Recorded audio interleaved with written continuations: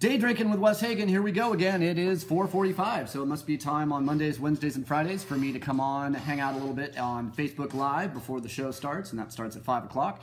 So if you want to get straight to the tasting, you can go to about 15 minutes from right now in this video if you're watching it later. If not, and if you're Don Ward, you have to sit around and just listen to me. So welcome, Don. So stoked you're here. We've got a great show today. We're going to be talking about some older Smashberry wine. I found a bottle of some older Smashberry that I'm going to open. It's from 2016. So 17 and 18. 18's about to come out. 17's in current release. Nick Profaci, yes, and Michelle Shin. So stoked you guys are here. Wouldn't be a show without you, and I mean that. I'd be talking at least for 5 minutes without you guys. So I kind of consider this our time. So thanks again. So tonight we're going to be talking a little bit about Smashberry Red. We're going to try a different varietal blend. This one is Cab with a little more Syrah, not quite as much Merlot. Cab Franc, no Grenache. And it's a little bit older, and it has a little bit more residual sugar, and I haven't tasted it in about a year and a half, so I'm very, very interested in giving it a shot.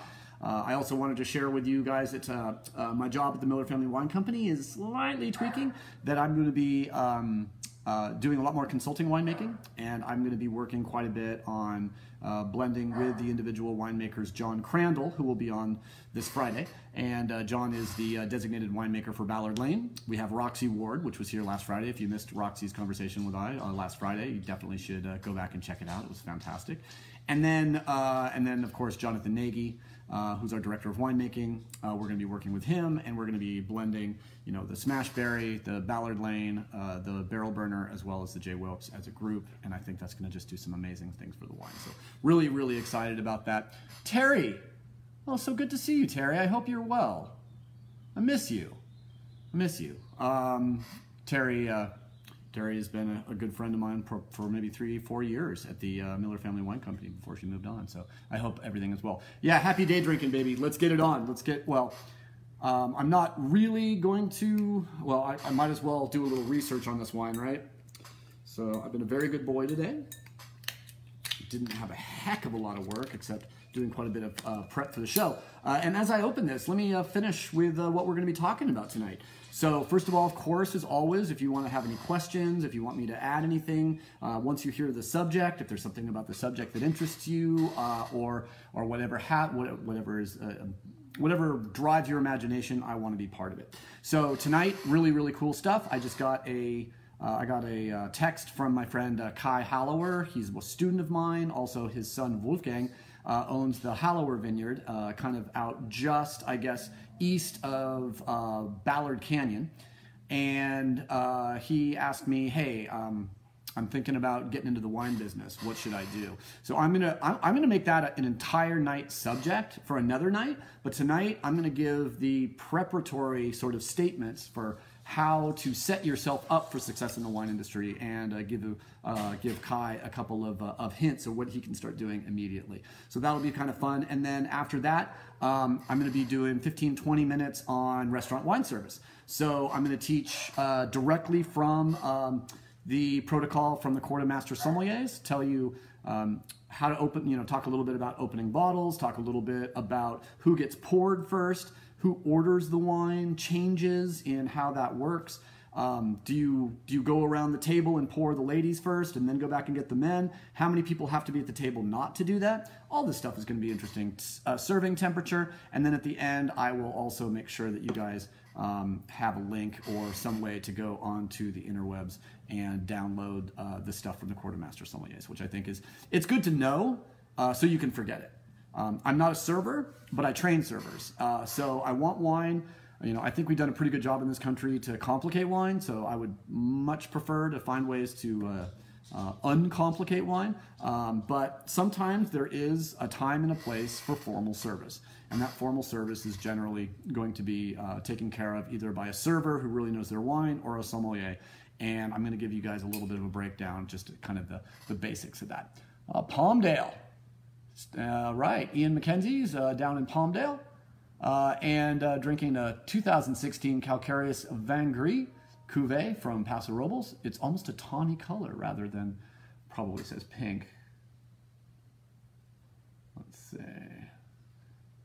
Than rosé, but still tastes great to me. Yeah, a tawniness, Some varietals can be a little more orange. Some can be a little more pink.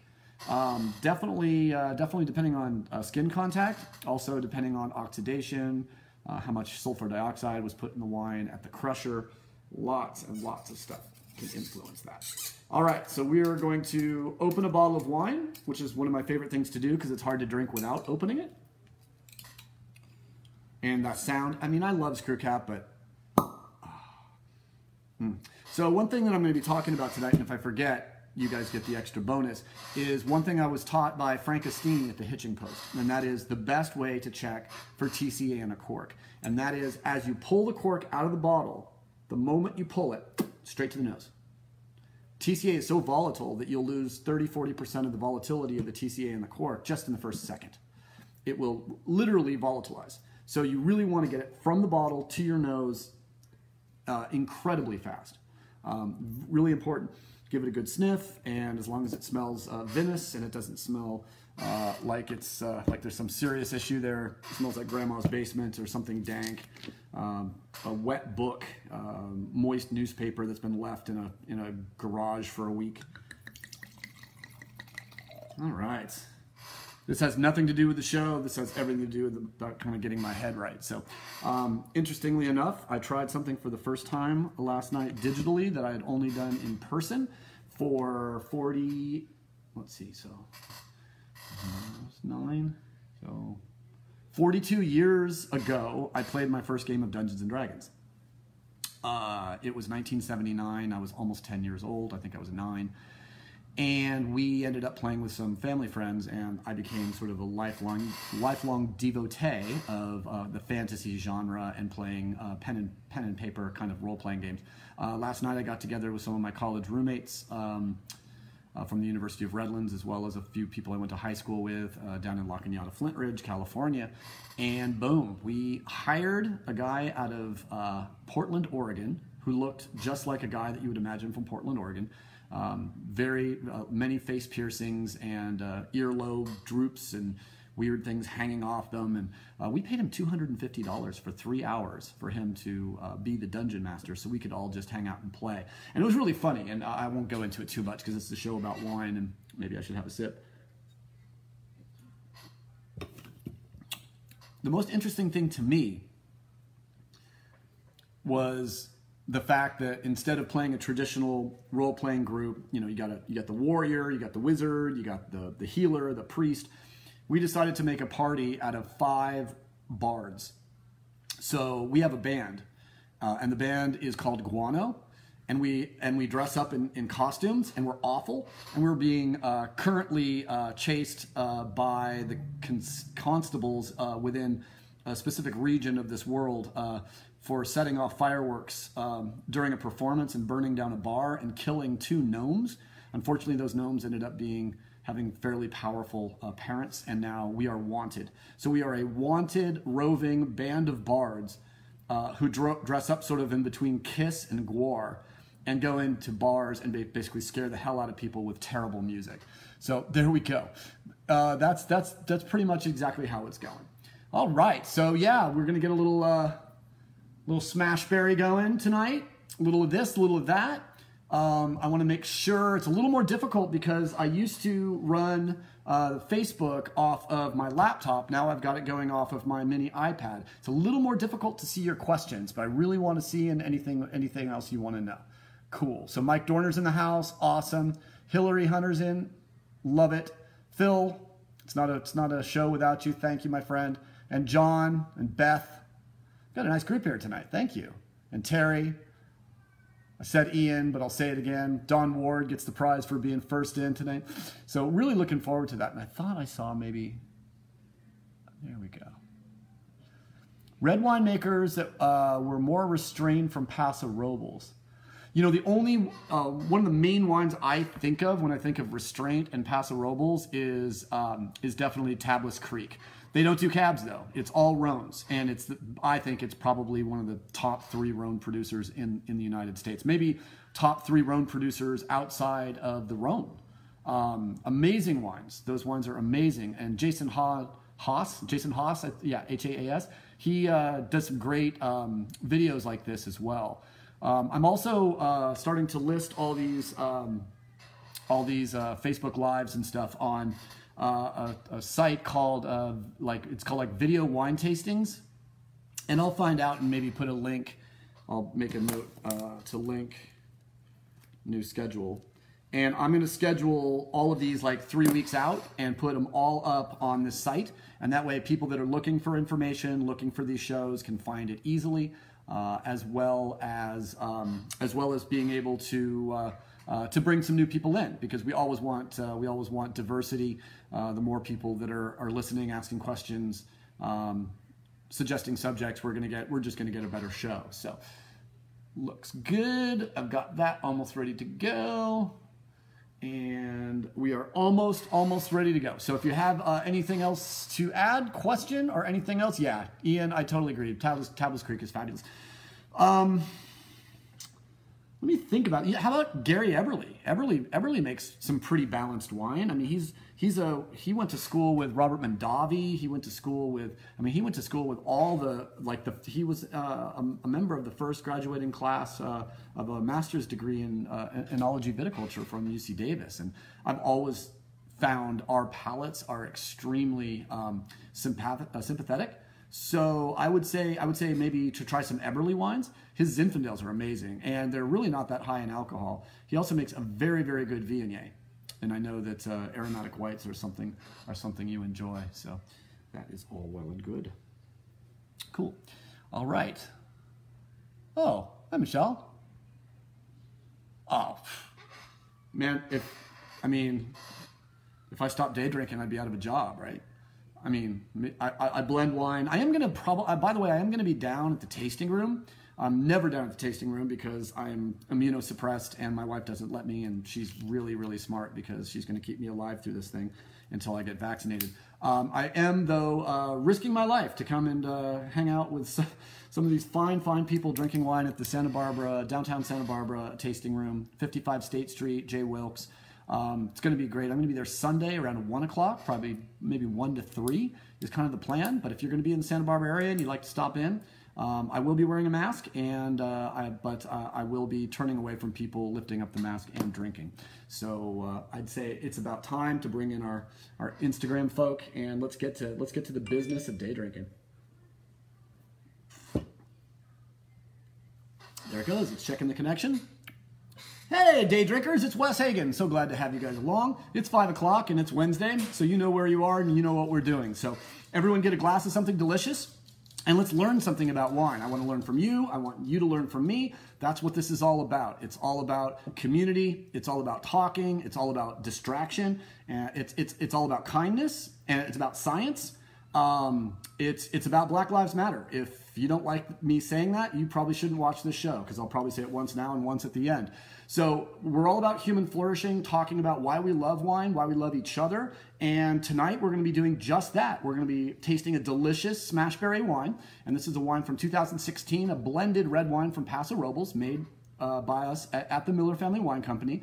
Smashberry only has 2 wines right now, a Smashberry Red, which is generally a blend of Cabernet, Merlot, Syrah, sometimes Grenache, sometimes a little Cab Franc, and we'll talk about how making a red blend works in that way. And then we're going to jump in 5 minutes for my friend Kai Hallower. He asked me today via text or messenger, hey, I'm thinking I want to get into the wine business. And I told him what someone told me one time when I asked him that question. They said, there are drugs you can take to prevent that. I said I tried them all in college. I still want to be a winemaker. So Kai, if you're ready, I will definitely give you that information once we get past the tasting portion tonight. And if for some reason I forget, just whack me upside the head with a comment and I will certainly remember. Okay, so what are we, and then, so then we're talking a little bit about how to get into the wine business, and that is going to be an introduction, couple minutes. I don't want to get too far into it because I want to do an entire show on it. And then, because I think there's different parts of the business. Do you want to be a winemaker? Do you want to be a vineyard manager? Do you want to be, all these questions are really, really important to decide exactly what you need to do. So I see that we've got a good number of folks joining in on Facebook Live, and thank you so much for being here. Really do appreciate it. So let's jump right into it. And then after we finish that, we're going to talk about how to serve wine and how to make more money as a server. So I'm going to try to teach you basically if you are in serving, obviously wine sales are going to be incredibly important moving on through and past COVID-19, obviously because you're going to have less customers and hopefully those customers will be spending more money. And it's going to be absolutely vital to get a bottle of wine on every table, at least for the people that drink. So we're going to talk about how to get a bottle of wine on everybody's table and making sure you do that at least 5-6 times a night. Boom, up to maybe $20,000 a year in added tips. Cool. So let's talk about Smashberry. This is hardly a white piece of paper, but it looks a little white on the internet, so it's not too bad. So you guys can see it's got some nice saturation. I would call that, remember what we do when we're evaluating wine. The first thing we want to do is, first thing you do, you always taste with your eyes. You look at it, you ask yourself, does the wine have any cloudiness? Is the wine clear? Is the clarity brilliant? Is it clear? Is it not quite so clear? Or is it turbid? I would call this wine quite clear, but very saturated in color. Remember, if you look through decent incandescent lighting or natural sunlight, and you cannot see onto a printed page through the wine, we call that wine opaque. And you can use anything from sort of a dense ruby all the way to a purple color. And then we also look at the edge to see how the color changes from the middle of the wine to the edge of the wine. We call that the meniscus, just like your knee or anything else. And we ask ourselves, is there any distinct coloration within the meniscus that would make us think this wine was aged? Is it a little bit brickish or brown? If it's a red wine, is it more golden? Or does it have a silver or even like a platinum rim if it's a white wine? All these things can tell us a little bit about the oak treatment, the concentration, sometimes even the alcohol. The only thing I don't do when I'm evaluating a wine is to check its legs. I think it's kind of cheesy unless maybe you're like, coming down from a Grateful Dead concert and you just want to watch, glycerin and glycerol just kind of sheet down. It really doesn't give us any qualitative assessment of the wine besides alcohol content, sugar content, and it looks really cool. So it's sort of like, it's a very cheap and effective lava lamp if you don't have one. But I don't really think that checking the legs of a wine, and to be honest, most wine geeks, when someone starts talking about legs, we kind of think, well, they might not have anything else to talk about. So if you want to talk about legs, talk about legs. I generally don't. First thing I'm going to do is I'm evaluating this wine. I'm going to stick my nose as deep down into the bowl of the ones I can. I've been exciting the wine on a molecular basis, knocking those little molecules together, making them volatile. So we're going to hopefully produce quite a bit of vapor in the bowl area of the wine. So when we stick our nose in it, get a nice deep inhalation. Allow the wine to take you someplace. I always try to take my first sniff purely as a hedonist, just to allow the aroma of the wine to play over my olfactory senses, into my olfactory lobe, basically go into the receptors and to have an impact. The first thing I ask is, do I like it, right? And then the second thing I'm going to ask is, okay, go back and smell it and see if there's anything you can pick up about the wine that is going to give you an indication of what to expect in the mouth. Also, in a week or two, I'm doing a blind exercise. My wife follows Molly Burke. She's a blind woman, Canadian who lives in Los Angeles, and she has like 3 million Instagram followers, and she's blind. She uses a service dog just like my wife, and they're both black labs, so she has a very strong sort of connection there. But Chanda likes to do staff training for people in restaurants, making them get in her wheelchair and try to live for 10 minutes in a wheelchair, try to get through the restaurant to the bathroom in a wheelchair. And it's always amazing to see how the food and beverage manager and the floor manager and everyone else has no idea just what it's like to be in a wheelchair in their house. Well, I watch Molly Burke and I'm just amazed. First of all, she does makeup tutorials and she's blind. She is freaking amazing. And so as a result, I've been sort of considering, especially over the last, 10 weeks, what it would be like if I couldn't see, would I be able to write better tasting notes? Would I have a greater intensity of ability to smell? Would I know a white wine is white? Because I've heard lots of stories about winemakers and fancy people being fooled by opaque glasses, smelling stuff, tasting it and saying, trying to guess, qu'est-ce que c'est, what is it, and missing it, wholesale.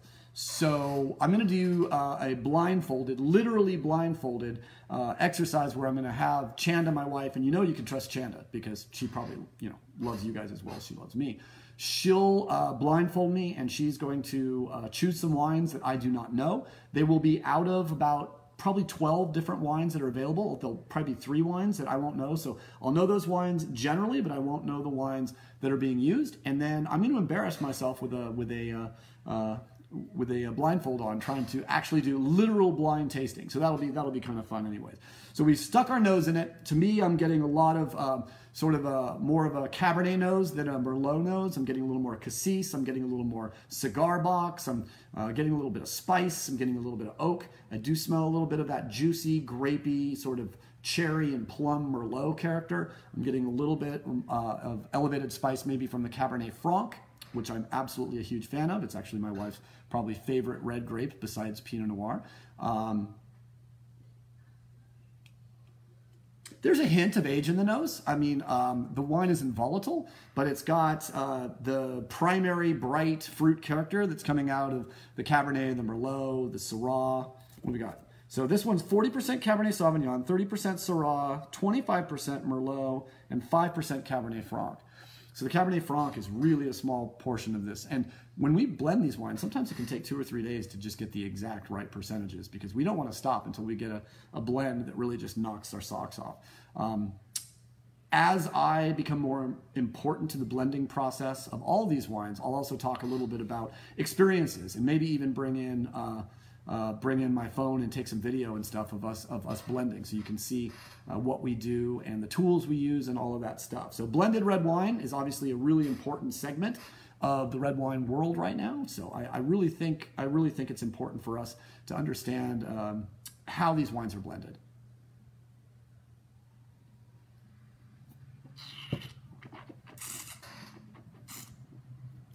When I put wine in my mouth, I pull a little bit of air through it, which makes a funny sound that sounds like it's coming from, you know, a freshman dorm room.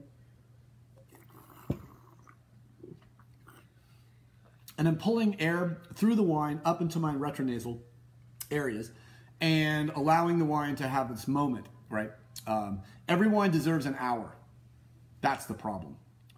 Every wine deserves an hour. Every wine deserves a time at table. Every wine deserves 2 people in love with that bottle between them. I honestly think it's very difficult for a wine to really become, and you've heard me say this before, without the trifecta, right? You know, time, love, and food. Time, love, and food. That's what my life's about, right? And that's what wine's about. Time, and food. And you know, the wine makes everything even better. And that's when I say that, you know, wine is it's an investment to keep the people we love at table for an extra hour every day. That is really, really, really important. A little bit of cocoa nib. My goodness. Some reprehensible scoundrel has stolen the cork from my lunch. Extra credit for anyone who can tell me what actor said that line. Some reprehensible scoundrel has stolen the cork from my lunch. Probably should make him, there's your first hint, sort of the mascot of this show. His nose was definitely more red than mine. And Kai's in the house. Welcome, Kai. So stoked you're here. And Stan just came in too. And we've got Karen and Romy and Neil and everybody over there watching along on Instagram. So thanks again. So we're just finishing up tasting this wonderful 2016 Smashberry red wine blend from Paso Robles. 100% of the fruit is from French Camp Vineyard, right there in the Paso Robles Highlands District, south of Shandon, California, east of Creston, California, and on the southeast corner of the 12 AVAs that make up Greater Paso Robles. Lovely stuff. The Smashberry wine is always available at millerfamilywines.com. We're looking at some new promotions. I don't know if we'll ever be able to do 50% off with 1 cent shipping per case. I hope you guys all really stocked up on that. But we're looking to put together some really important and really cool promotions and specials for you guys to keep the wine flowing from the show into your cellar. So that's absolutely wonderful. All right, last comments on the Smashberry 2016 Red Blend. If you didn't hear, it's Cabernet Sauvignon predominant with Syrah, Merlot, and Cab Franc. Is that a normal thing?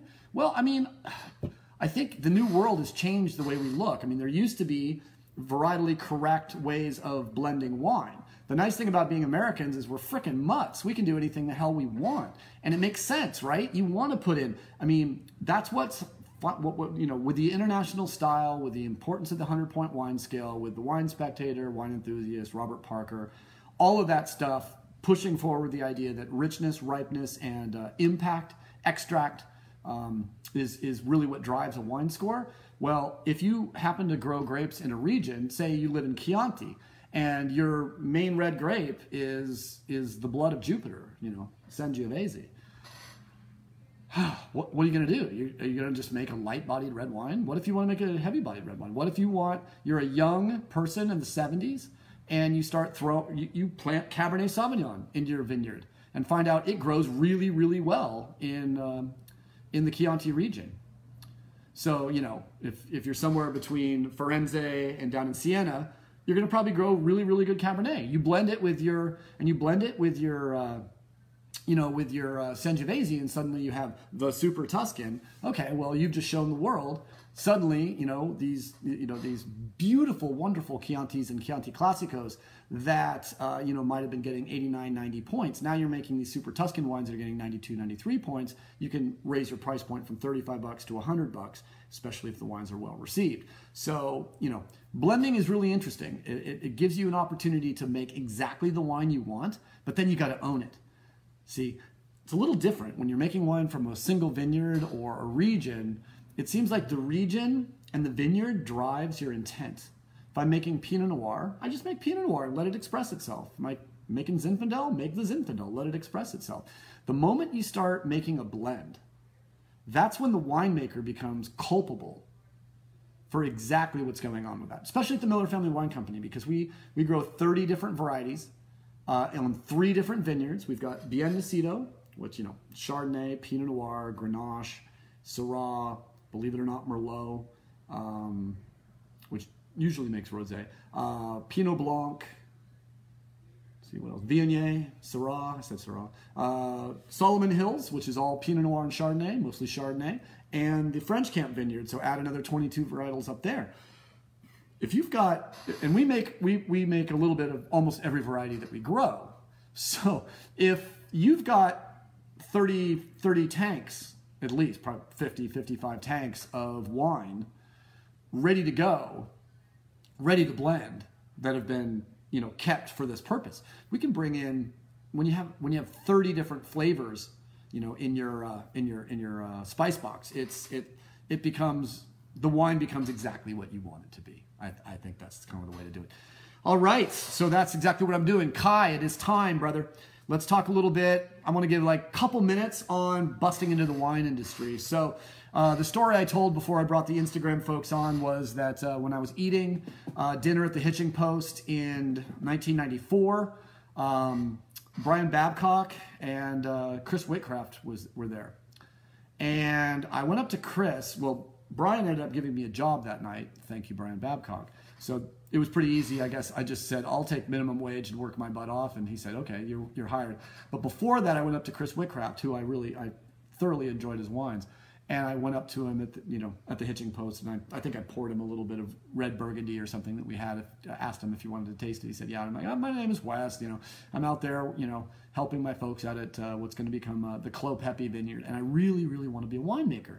He looked at me and he turned his head in classic Whitcraft style. He's like, oh, there are drugs you can take to prevent that. And as I said before, I told him that I had done most of them in college and I still want to be a winemaker. And he laughed and he said, well, you got to find a place, you got to do this and that. Well, I'm going to give you that was 26 years ago. So I want to give you, after 26 years of pulling the trigger in the wine industry, first of all, the first thing you should know, unless you have a master sommelier, you have 20 years in the business, you have a famous name, or a skill set that just absolutely makes you absolutely unique and desirable, you will struggle to make 6-figure income in the wine industry. It's a struggle. It's like teaching. The reason you're in it is for the passion. Kids, alcohol, whatever it is very difficult. For instance, I am basically the only income in our family. My wife is disabled. It's tough. It's tough because, I mean, maybe I could go out and do something that makes more money, like stainless welding, or, last thing I'm going to do is go back to teaching because I can't afford it, unfortunately. What a sad thing that is, that we don't pay our teachers. If you can make it is the 10th anniversary of the Lakers' last World Championship, 2010. So tonight, almost like right now, we were beating the Celtics, then we were losing to the Celtics, and we were beating the Celtics, and then we were losing to the Celtics, and then we won. So yay Lakers, yay Kobe Bryant. But those guys make a lot of money for an incredibly amazing skill set, but teachers probably should make some money too. Anyways, to get back into the wine business, what I'm going to say is the first thing I think you should do is know that you can sell wine. Because if you can sell wine, that opens everything else up. If you don't know how to sell wine, like I did when I first started working at Clos Pepe, fortunately I was I had a lot of energy, a lot of attitude, so people would listen to me and maybe buy some fruit. I was a pretty good salesman, but you really got to learn to sell wine. So what I'm going to recommend is going to sound a little bit weird. It's going to be kind of like a 5-year program. I'm counting in my head. We'll see how the red wine has affected my math skills. Happy day drinking, everybody. Enjoy. First thing I want you to do is get a job with a large wine distributor. This is going to be a little bit difficult right now because so many wine salespeople working for Young's Market, working for Southern Glazers, working for Wine Warehouse, working for K&L, whoever you want to work for, you got to work for a large area. And I want you, in a perfect world, you would work both on the floor of a brick and mortar wine store, helping people find wines that they want to buy, and walking into restaurants, wine bars, and wine shops with a rolling bag full of wine that you have brought to taste the buyer and to attempt to get sales. This is where the rubber meets the road in the wine industry. Having DTC, that's great. Having a wine club, spectacular. But if you want a job that'll pay the bills in the wine industry, you got to sell. And you got to develop a protocol and sort of an attitude.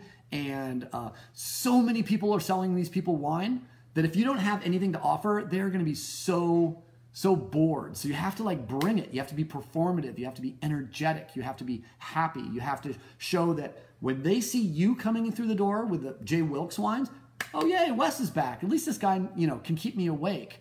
So find some passion. I mean, the currency of the wine industry is passion. If you've got it, you're going to have a job. If you don't, you better have other skills. So A, have passion. B, go carry a bag for a year.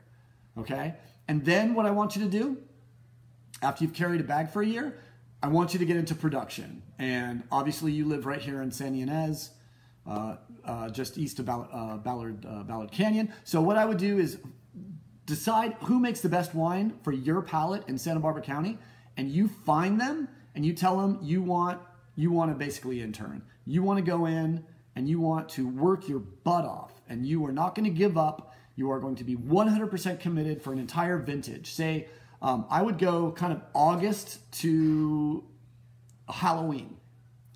And hopefully you'll work at a place that's small enough that you'll get to take barrels apart, put them back together. You'll be able to put a filter together. You'll see a bottling line. You'll put nets on a vineyard. You'll take nets off the vineyard. You'll pick some fruit. You'll carry some buckets. You'll maybe even get to drive a tractor if you're good enough. You'll get forklift safety certificate. Very important. You got to learn to drive a forklift and drive it very, very carefully, especially around expensive wine and grapes. And then, so you've had an entire year selling wine, then you have an entire year. Now, if you say, well, wouldn't it be easier to sell wine if I knew about making wine? You're right. Why not you could even do a year of wine production first and then go carry a bag for a year. That would be perfect too. Whichever way makes most sense to you. These are all sort of interchangeable pieces. Then I would consider deciding which country in the world produces your favorite style of wine outside of the United States. I mean, it may be the Guadalupe Valley of Mexico. My gosh, they're making some great wines down there. It could be Canada, it could be British Columbia. It could be France, could be Germany, could be Alsace. Could be Spain, could be Portugal. Could be Kosovo. Could be Armenia. Whatever you love, and specifically maybe whatever language you speak. Australia.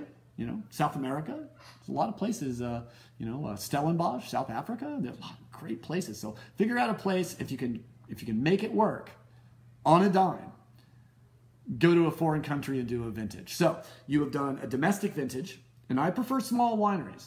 I think one of the wineries should be a small winery and one of the wineries should be medium to large. Doesn't matter which is which, just kind of go play them. So you got a year carrying a bag, a year at a small winery, a year at a large winery, new world, old world, or new world, foreign, depending on the style of wine you want to focus on. Because when I interview you and you want to be working for me as a winemaker, I want to know what drives you, what's your passion, where you've made wine, and how it influences what you do on the floor of my winery and how it's going to impact my wine. Because, I mean, wine is so delicate, wine is so intensely personal that sometimes looking at it weird, especially Pinot Noir, can seemingly sort of change the chemistry. So you really want to be focused that way. So you've got those 3 years.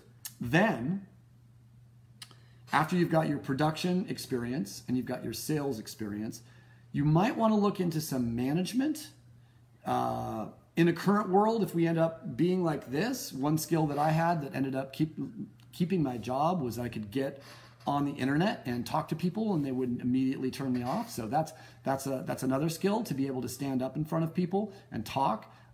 Certainly, I would say that spending some time at your local college, which in this circumstance would be either Allen Hancock or Cal Poly, maybe spend at least a year or two getting either an associate's degree or a certificate in viticulture and enology, or going up to Cal Poly and spending some time up there. So 2 years of education. Doesn't matter when it happens. Could happen in a perfect world. Maybe it would be the education first, then you would go do a small vintage, then a big vintage, then you would carry a bag for a year, and then you'd be ready to get into the wine industry. So that's kind of spitballing a little bit about how I would do that. Cool. So let's make sure we all have a special amount of wine in our glass. Whatever you're drinking, beer, cocktails, spirits, it's all good to me. It's day drinking. Coca-Cola, I don't care. As long as you're hanging out and we're talking wine. So. One thing I am going to do is, and Jake's here, and Adrian Hallauer. God, it's a Hallauer party. I love it. I just rewatched, speaking of Hallauers, I just watched, who was it? Rob Defoe. Rob Defoe's great documentary called From Ground to Glass. And you can find this documentary. And it's based on a guy who wants to make 2 barrels of wine for $0.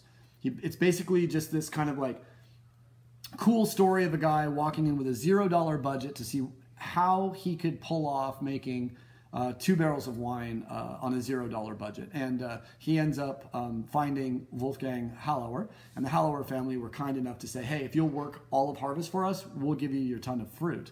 So that's exactly what happened, and it's the story of Rob making wine at the Hallauer vineyard. So I thought that was kind of a cool thing. And Jake Shatton's, Chatan? I should know how to pronounce your name, dude. But Jake's one of the great wine sales. Speaking of being able to sell wine, if you want to know how to sell wine on the floor, go to the Los Olivos Cafe and Wine Merchant when Jake's there and watch the man work magic. And Karen and Romy and everybody else, and Neil and Russell. Awesome. Love it that you guys are all here. Cool. And then just checking really quick. See, we got some Bien Nacido Chard. Oh, Michelle. And Michelle is our chain. Our chain, like if you're working with Costco, if you're working with Kroger, if you're working with these, if you really want to move a lot of wine, you need Michelle on your team, because she's got some skills like that, and she's only been with us just for a month or two, gosh, maybe even 2 months, but she's already killing it. So lovely to have you here, Michelle, and thank you so much for being part of this. Let's see, and Nick is talking about personally would like to consult on the winemaking side. And on the East Coast, I think that's great.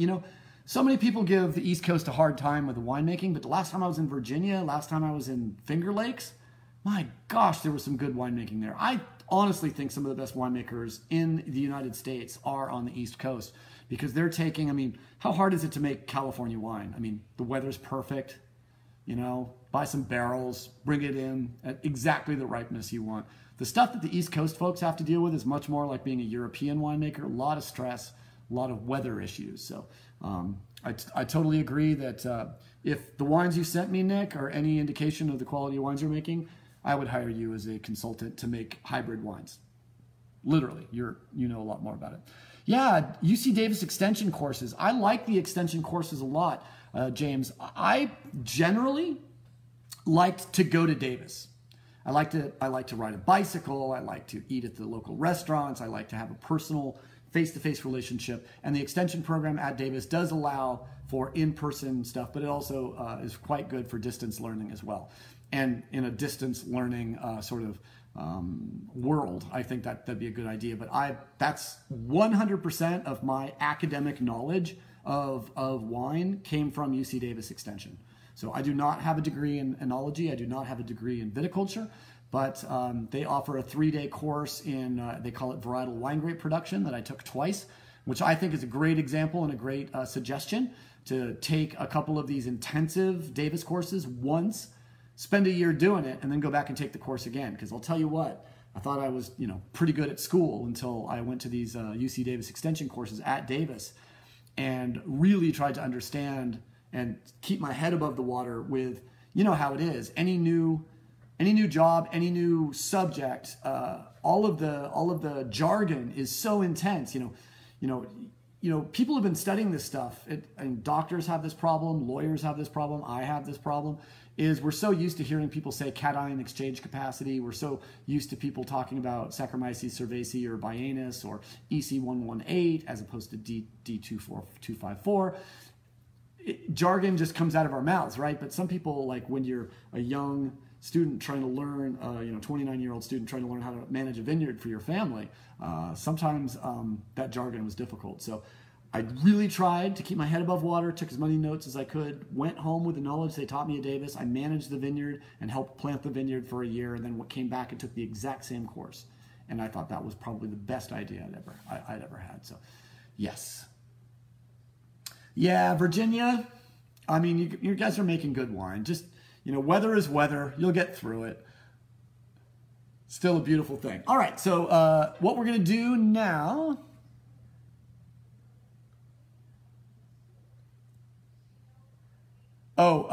Christy was asking which promo.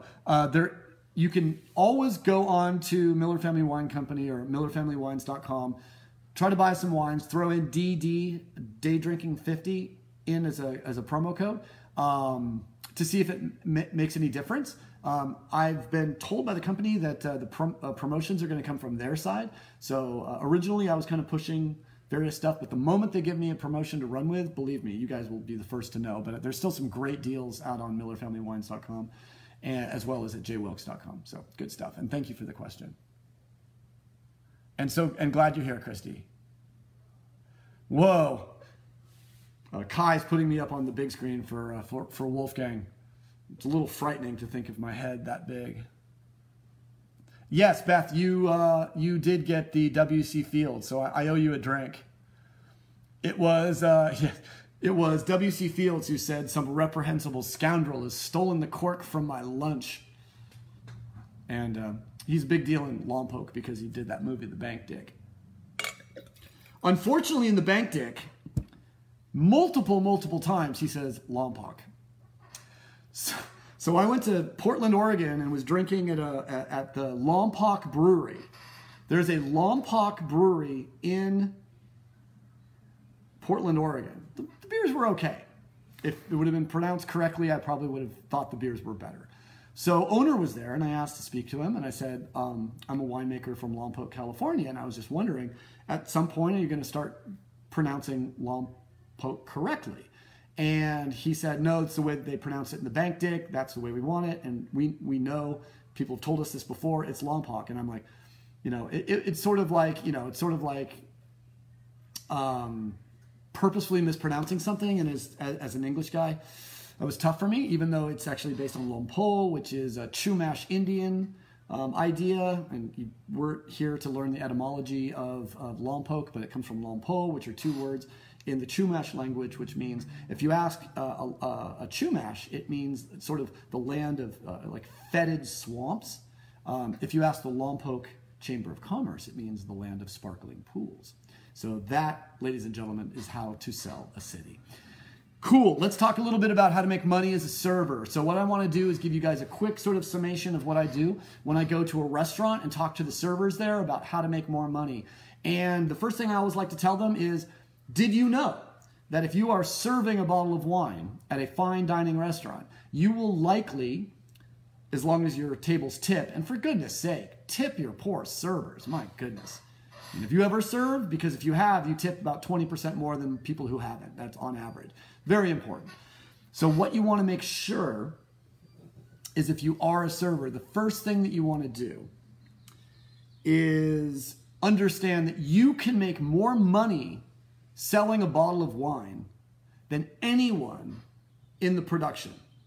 You're going to make more money on a bottle of wine. I'm going to be using a $50 bottle of wine as a baseline tonight. Because in fine dining restaurants, that's generally about the average of a bottle of wine sold on the floor, which would make it, what, a $12.50 glass. You basically are in the situation where you are making somewhere around, if you're really lucky, maybe $7, $5 to $10 per bottle of wine you sell on the floor. If that's true, and I believe it is, then you are making more money than the viticulturist who grew the grapes, the pickers who picked the grapes, the trucker who trucked the grapes, winemaker who crushed the grapes and made the wine. You're making more money on that bottle than the owner of the vineyard. You're making more money on that bottle, certainly than the owner of the winery. So you have the opportunity to cash in on that bottle of wine more than any other person that has touched it. So that's the first thing. Be excited. You've got the opportunity to make more money than the vineyard owner, more money than the winery owner. And I think that's important to understand. So in general, if you can sell, and this actually comes from Michael Jordan, not the basketball player, but the wonderful Hawaiian sommelier, Master Som. He says that if you can sell 6 bottles on the floor in a night, that's the goal. So when you go to work, your idea is, you know what, I'm going to sell 6 bottles tonight. And if you sell 12 one night and 3 the other, hopefully it'll even out. But the goal is to sell 6 bottles of wine on the floor every shift. And we're assuming a 3 to 4 hour shift. We're assuming 5 shifts a week, 50 weeks a year. That means $54 a night, $360 per week.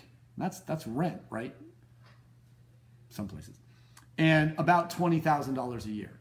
So you can actually increase, and if you sell 10 bottles, you're looking at $30,000 a year. Now, I always think about, okay, well, is it possible to sell 6 bottles a night? You know, that's a bottle every half hour. So what are we going to do? We're going to break this down and give you guys a couple of suggestions. First of all, you got to know how to do your job. And so many servers are awful at selling wine. They have an opportunity to make a lot more money and get a lot more people with bottles on the table. Here's kind of what I would say the most important thing is. I like to say a pianist can read music. You know, a construction worker knows how to swing a hammer. Your job is to be able to pronounce and understand everyone on your list. So the first thing I do, I learned from Michael Jordan because I saw how much it freaked out all the waiters. I'm like, ooh, I want to do that. Is to go ahead and take out the wine list, get the wine list out, and go around the table to all the servers in the seminar, in the training seminar, and make them all read their own wine list. I've yet to be at a restaurant with a list over 20 bottles where the waiters and waitresses could even pronounce the names of the wines. If you can't pronounce it, you can't sell it. You know, if someone says they want to sell me a porcaccia, I'll say, isn't that a Porsche? You know? Do I really trust them to sell me something that they don't even understand? So number one, the first 2 weeks of your job, well, before you're hired, you should know how to pronounce every bottle of wine on the list. And if you can't, I wouldn't let you on the floor. In the first 2 weeks of starting the job, I would like you to be able to take every by-the-glass wine and be able to match every by-the-glass wine to a dish and every dish on the menu to a by-the-glass wine. So if someone starts with a wine and says, I really want to try that J. Wilkes Pinot Noir, what should I have with it? You go, duck confit. Oh my gosh, it's amazing. Or the plank salmon with like smothered in chanterelle mushrooms. That is where the rubber's gonna meet the road. You know your wines, you know you're by the glass, you know your menu, and if you don't, why are you even working there? In the first month, after the first month, you should be able to match everything in the wine list to at least 1 or 2 dishes on the menu, and the same to be true. The way I suggest people do this is start with the menu and say everything on the menu. When you come in at night, you look at the specials. First of all, dedicate in your mind the first thing that's going to pop to your mind when you talk about what's going to match with that food. Tonight, our special is a 32-ounce ribeye with mustard mashed potatoes and a pan reduction sauce. You just think, my boss said we need to move the 16 Merlot. Maybe you want to suggest the 16 Merlot because it's going to be a great, great match with that delicious kind of slightly fatty steak. So, and then as you work there, you should start speaking fluent restaurant. You should be able to fluently understand the chef, the best dishes, what most people order, and where the happiness comes from. And the happiness can be measured by how many smiles are at the table. The happiness can be measured by how big the check is. The happiness can be measured by how big the bar bill is. And here's where we start talking about how to make some serious money. And that's where we're going to start with the greet. Everyone who sits down at a restaurant wants a drink. And now you just have to figure out how to facilitate them saying yes. So there's going to be a couple of little kind of tricks of the trade here where you're going to do a little dance. And that dance is going to be, what is it that stops people from having a second glass of wine, maybe even a third glass of wine if they're not driving? What does it take to get everyone at the table drinking? And what does it take to get as many bottles as possible to go through so when the check comes, you end up with a $100 tip? This is going to be really important. The first thing that I would suggest each one of you do is, first of all, introduce yourself to the table without using your name or saying, I'll be your server tonight, saying, welcome to Wes's restaurant. I hope you guys are all safe and healthy. Tonight we have an amazing food. The chef here is spectacular. Have anyone eaten here before? What were your favorite dishes? Start a conversation and get that connection. Then ask the magic question. Can I get everybody a glass, and then ask each individual. So if there's 6 people at the table, you're literally going to go around the table and say, can I bring you a glass of bubbles? That's my favorite. Can I bring you a glass of, or would you like a glass of bubbles? That's even better. Excuse me, would you like a glass of bubbles to start your meal tonight?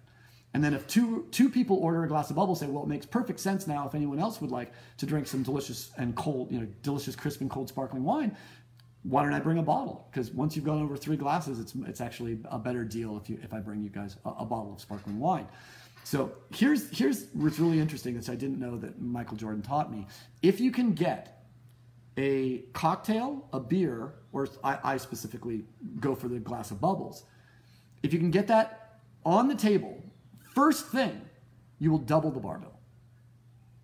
On average, the earlier that your table starts drinking, the more they would drink. That's obvious, right? But getting them set up and started with tasting some sparkling wine and to get them sort of properly primed, it's sort of like, I guess, sort of the foreplay of drinking to get that bubbles out. And bubbles aren't inexpensive. You're looking at $12 to $50 a glass, and the bottle can be anywhere from $25 to $2,500 depending on what it is. So boom, get them drinking. That's the key. Get something in front of every single person that you possibly can.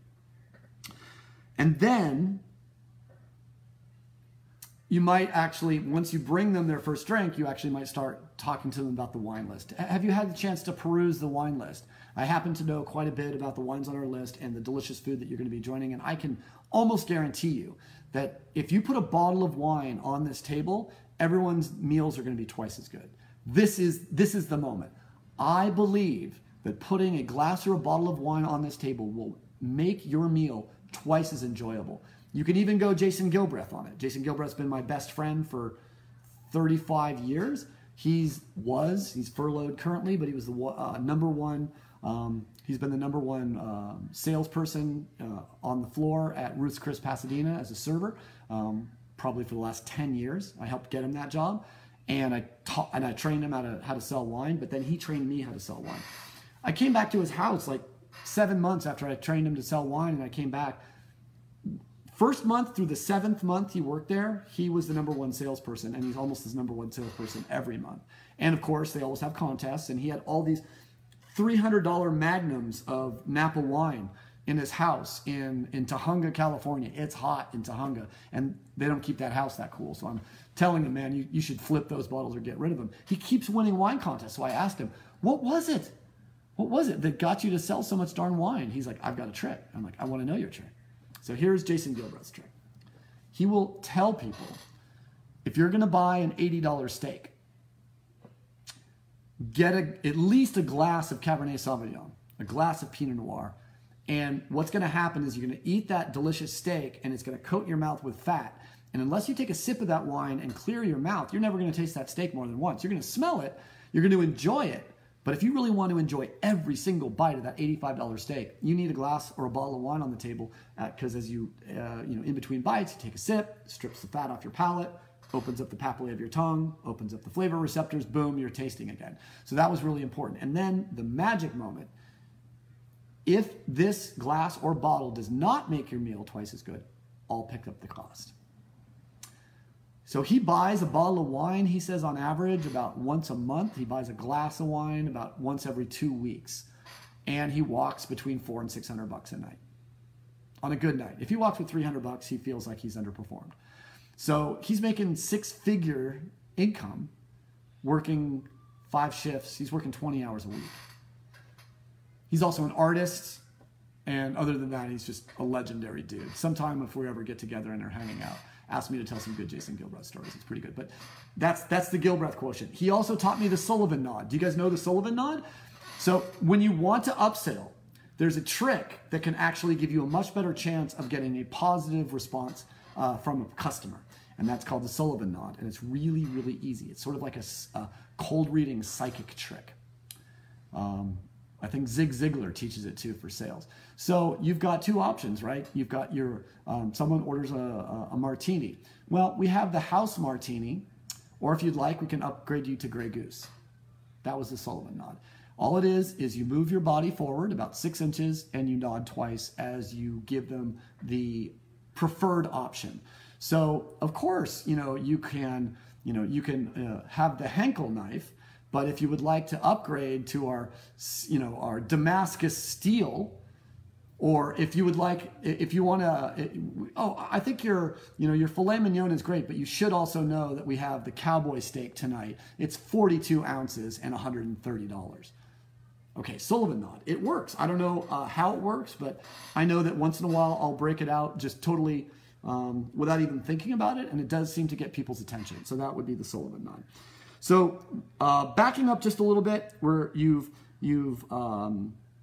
basically taken their appetizer order, you've brought them their first drink, appetizers arrive, you ask to see if anyone needs, and never, this is, if you're going to remember one thing tonight, this is it. Forget the Sullivan nod, forget I'm going to buy your bottle of wine. Remember this.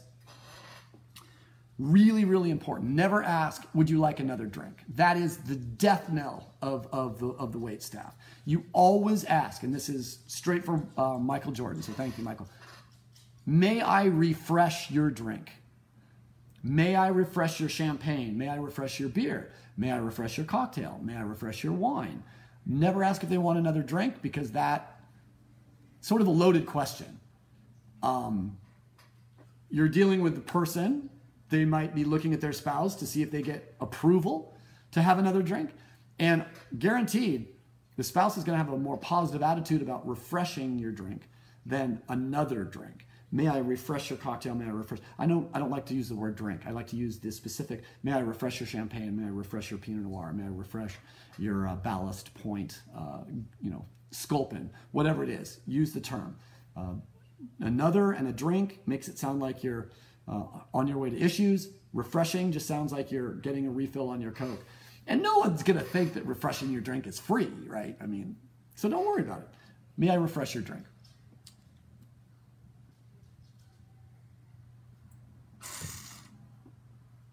All right. So really good point at the appetizer moment is to go for the bottle sale if you haven't got the bottle already. So if they have not bought a bottle of wine, you're going to start talking about appetizers. You're going to start talking about dinner. And at that point, I would have 4 or 5 wines in my head that are going to make me good money. $50 Pinot Noirs, $60 Pinot Noirs, anywhere from 40 to 60 bucks.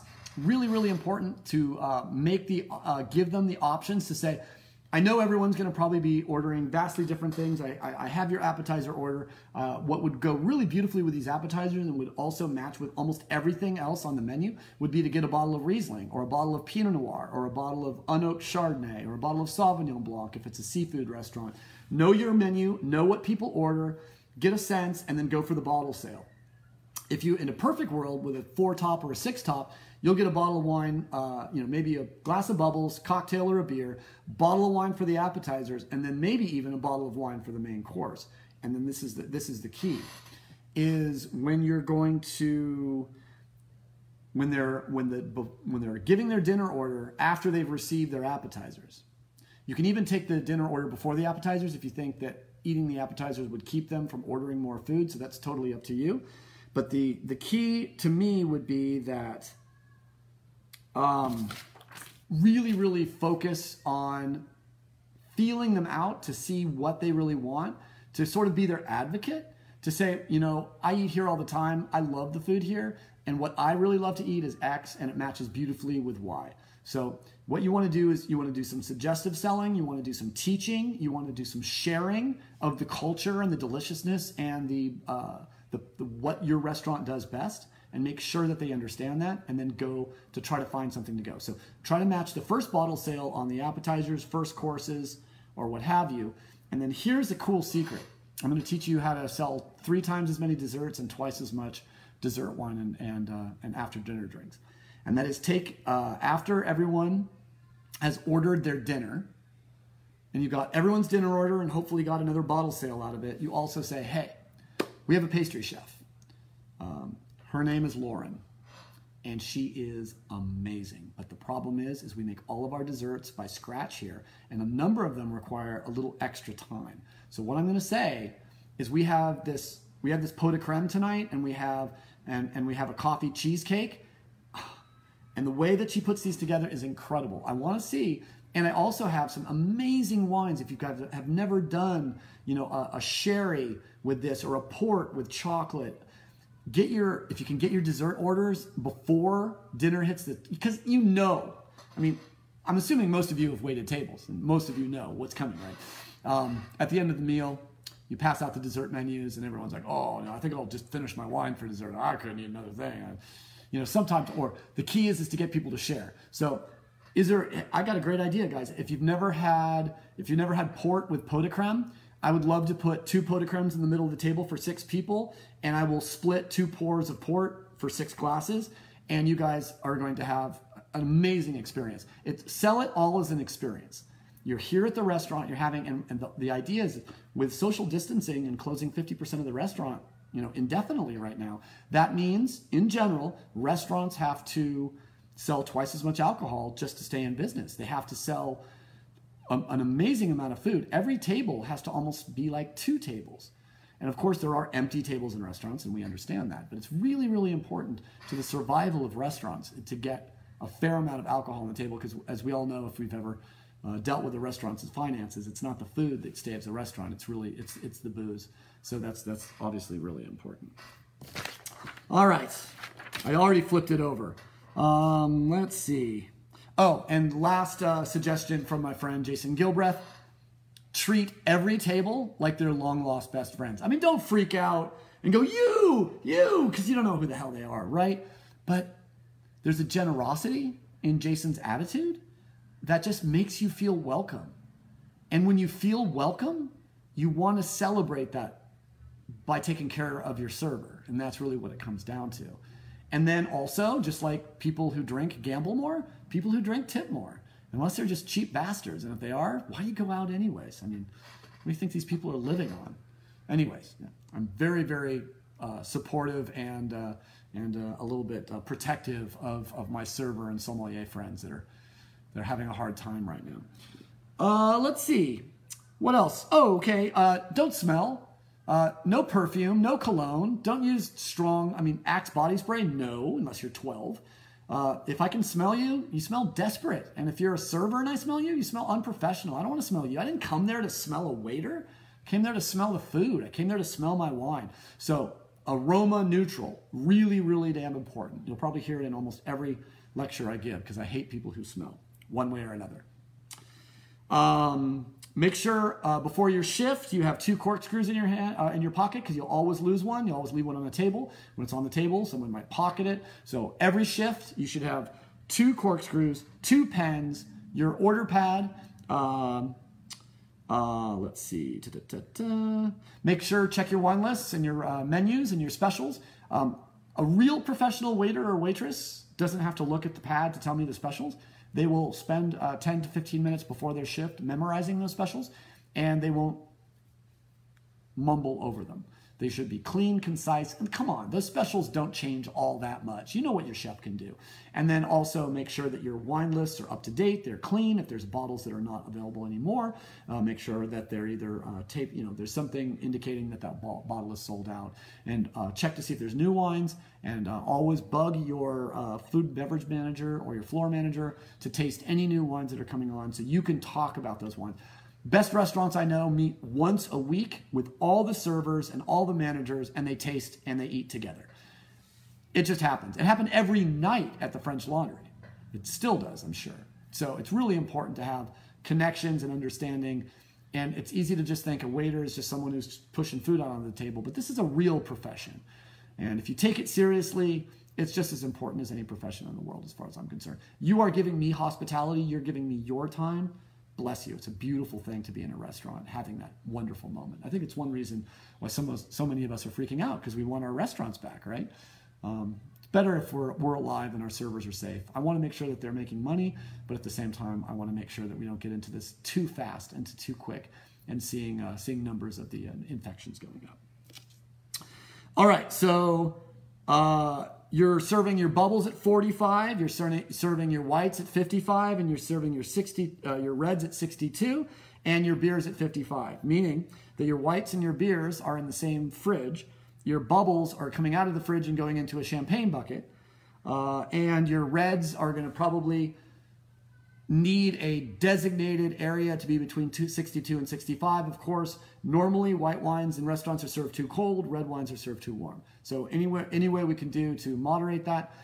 And you can even talk to your folks about, we normally serve our red wines at about 62 degrees. So the red is going to come out just with the slightest chill on it, and then it's going to warm up to ambient temperature as the wine opens, which we think is the best way to serve it. You may even explain that to them. Any way that you can give them more information, teach them something, but also feel that they're being taken really, really special care of. This is really, really important.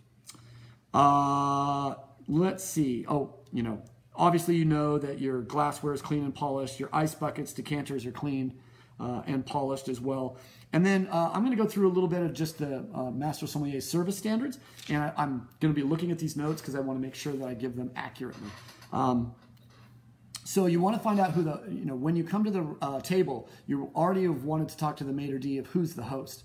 It doesn't matter if it's a man or a woman. Whoever the host is, that's the person you're going to give the wine list. So the wine list will always go to the host of the party, and never assume it's just a man. Remember, women have better palates, and chances are better chance of catching a bad wine on the pour if you're pouring to a woman. Always place glasses and serve and pour from the right side of the guest. Key the wine glasses off of the table knife on the table. Once I learned this, I've never forgotten it. Wherever the table knife is, that's where the glass starts. If there's a bunch of glasses, it comes to a different thing. And then learn to pour evenly without having to circle more than once. If there's 10 people, you should be able to pour 10 even pours and put the bottle down without having to go back and top people up. Personally, I never want more than 3 fingers of wine in my glass. So I would say 3 fingers of wine in everyone's glass is a really nice way to start. And if someone looks at you like, is that all I get? You're going to leave the glass there. They can pour themselves some more. That's proper wine service, and someone at the table will know that. So you don't want to fill a glass all the way up to the rim. I want some area to move and aerate and let that wine sort of wake up as much as you can. Okay, so when you're opening the bottle,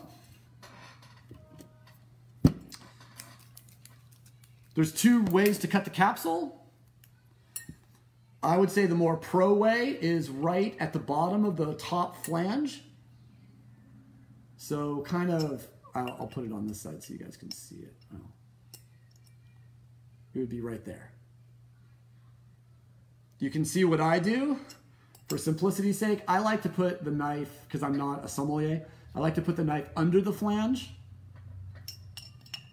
right here, and I pinch really tight with my thumb, and then turn the bottle. And then lift and pull, and the capsule should come off rather cleanly.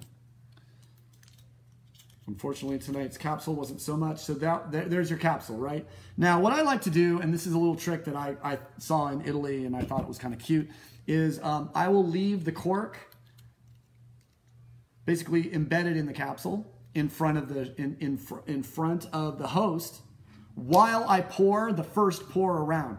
So we're going to get into this, but as soon as we're done pouring the first pour for the whole table, I will remove the cork and the capsule from the table.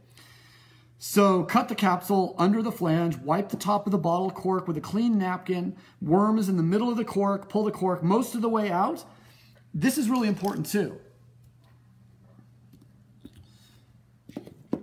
Okay, so I don't want to spend all the time putting this corkscrew back in, but once I get the cork about this far up and the corkscrew is still in, I want to pull the corkscrew and the cork out together, so the cork is through the corkscrew, and bring it to my nose.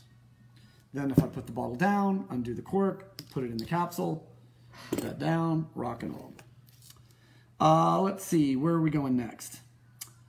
Immediately smell the cork, remove the cork and place on the cut foil top near the host. Sparkling wine is opened by holding the cork and turning the bottle slowly. Never, ever explode, pop a bottle of champagne.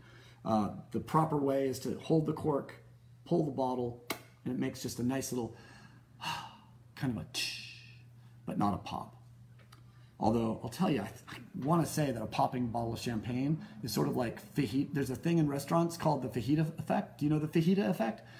That as soon as, like at TGI Fridays, back, when fajitas were the huge thing, whenever fajitas started, they would fire another fajitas knowing that as soon as those fajitas hit the floor, the smell and the sound, someone would immediately buy another one. The more fajitas are sold, the more fajitas are going to be sold. So I like the idea. If you did pop a cork just a little bit louder, people are going to go, ooh, bubbles. I want some bubbles. I don't know if that's true, but I don't know if the fajita effect works with bubbles, but I'll do some research and get back to you. All right, and then just about at the bottom. So a 1 ounce pour. So I like to say, in general, 1 ounce pour between a finger and 2 fingers, but really just a nice little splash of wine. That's plenty, if not too much. But just pour about 1 ounce of wine to the host, male or female, and make sure that they have the opportunity to smell it. Let's see, we're about to run out of time on Instagram, so I'll go really quick. So wipe the bottle after every pour. Never pour more than 1/3 of a glass. Remove the cork from the table. If the second bottle is ordered, ask the host if they would like new stemware. If a different bottle is ordered, inform the host that you will bring new stems for the table and follow through unless otherwise instructed. Extra glasses, multiple glasses, should be placed to the right of the first glass, which should be targeted just above table knife. Glasses in a line, diagonal, cluster, or diamond are all good. Pay attention to which wine is placed where, as diners may forget. And that's about it. So I hope you guys learned a little bit about pouring wine. We'll spend a little more time on this sometime soon.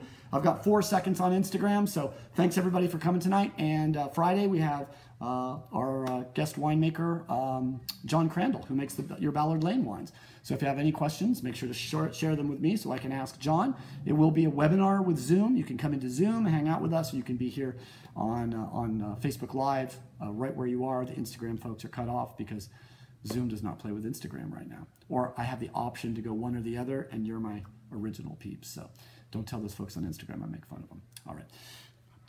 Love my Instagram folks. All right. Well, we hope that you guys all had fun. If you have any questions, leave them in the comments. I do every morning have my coffee and see if I have any questions. So I really do appreciate all of you coming in. I hope you learned something about wine service tonight. If you have any questions or I didn't cover something, let me know. And when we do wine service part 2, I'll let you know. So thanks again. Have a great night. Love the one you're with. Love the wine you're with. Take care of the people in your community. Take care of the people in your family. Take care of the people around you in the world. We're all going through a difficult time right now. And remember, when you're wearing a mask, people can't see you smile, so smize. Do everything you can to encourage flourishing and to encourage everyone to have a safe and wonderful 2020, even though 2020 seems to be kind of angry with us. Have a good night, everybody.